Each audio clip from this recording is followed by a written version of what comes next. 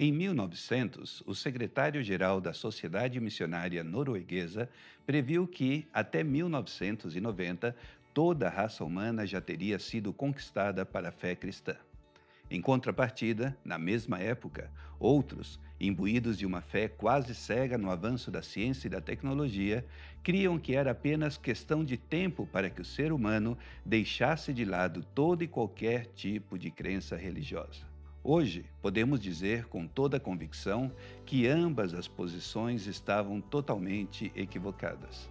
Além de a população mundial não ter se tornado cristã, uma boa parte da população global continua buscando na religião, e não na ciência, respostas para alguns dos seus anseios mais profundos.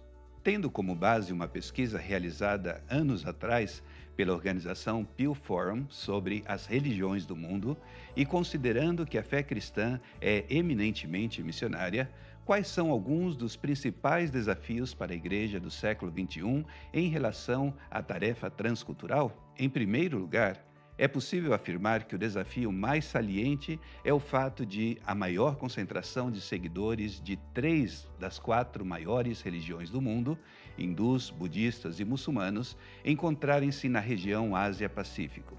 Se queremos que o nome de Jesus seja conhecido em toda a Terra, obviamente não podemos ignorar essa parte do mundo.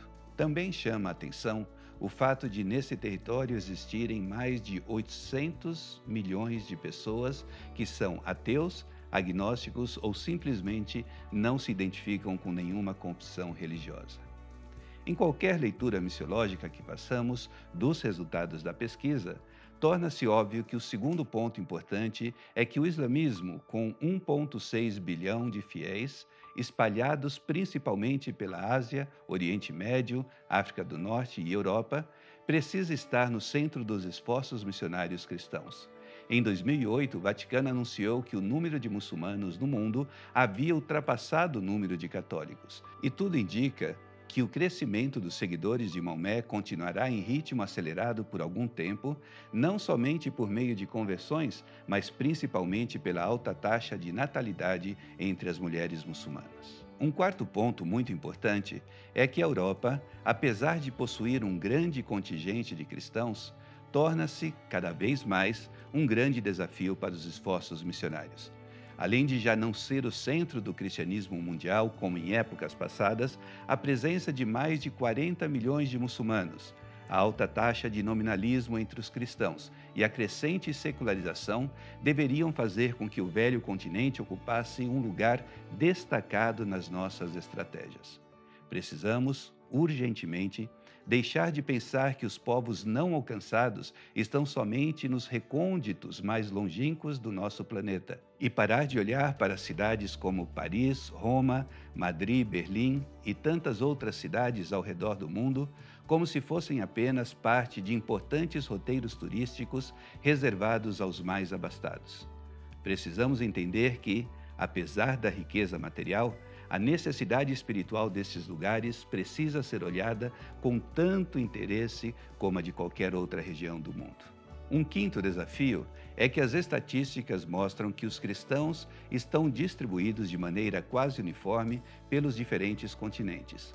Isso faz com que já não haja um centro do cristianismo mundial. Portanto, a responsabilidade de proclamar, em palavras e obras, o reino de Deus por toda a terra deixou de ser um privilégio exclusivo dos cristãos europeus e norte-americanos. A Igreja do Sul Global, composta pelos cristãos da América Latina, África, Oriente Médio e Ásia, precisa assumir a responsabilidade de investir na expansão do Evangelho. Diante de tão grandes desafios, resta-nos rogar ao Senhor que nos capacite a sermos fiéis ao chamado e que, assim como Davi, possamos servir a nossa própria geração conforme o desígnio de Deus.